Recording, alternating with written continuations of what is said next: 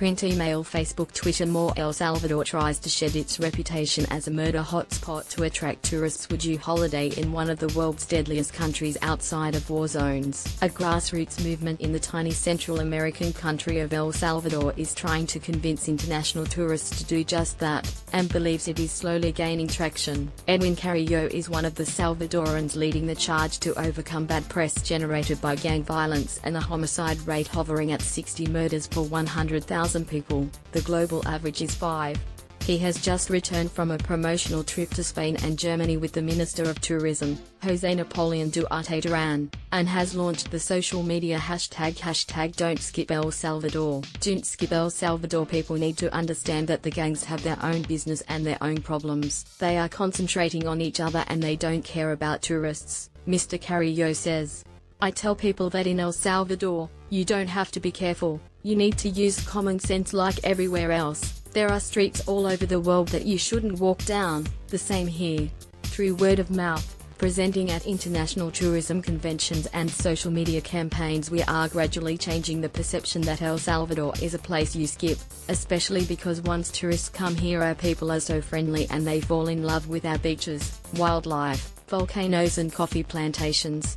Beautifying towns, protecting tourist images of El Salvador's natural attractions helped it win first place for its stand at the International Tourism Fair in Madrid earlier this year. On the home front, individuals' efforts to grow the tourist trade are gaining backing at all levels of politics. The National Civil Police Service created a special tourism division in 2002, which provides free escorts for tourists on request, as well as a 24-hour information hotline. Local councils are making the most impressive investments, according to Roberto Bros, who returned from the United States when El Salvador's bloody civil war ended 25 years ago. Mr. Bros is an agricultural consultant by trade but has turned his hand to promoting sustainable tourism and trains locals to become specialty guides for traveling birdwatchers. I see change in towns like Nahuatl, where in 2009 a new marketplace was built, the Central Park was redesigned, sidewalks were widened and plants, benches and decorative street lights installed to make the historic center more attractive for residents and travelers from around the world,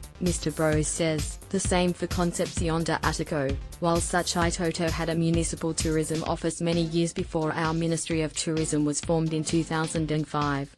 I felt absolutely safe. Figures released by El Salvador's Ministry of Tourism show that 2 million foreign tourists visited El Salvador in 2017, the highest number in 35 years. But maintaining that level of growth will be challenging, with the country struggling to kick its dangerous reputation, even on the more adventurous backpacker circuit. Ilham Bousnina, from the Netherlands, has been traveling the world for 15 months and, like many backpackers, only stopped in El Salvador to break her journey between budget hotspots Guatemala and Nicaragua. After spending 2 weeks in several locations across the country, including the capital San Salvador and the remote coastal town of El Cuco, she says she's surprised by how safe she felt as a solo female traveler. If you Google El Salvador safety, it says don't go, it's dangerous. But when you read the blogs and talk to other travelers, everyone is really positive about El Salvador, and I will be telling other people that I felt absolutely safe here, Ms. Bousnina says. The people here are also friendly, the men don't do creepy things like catcall you, and there are lots of security guards and police around so you can ask for help if you ever need to, which I haven't.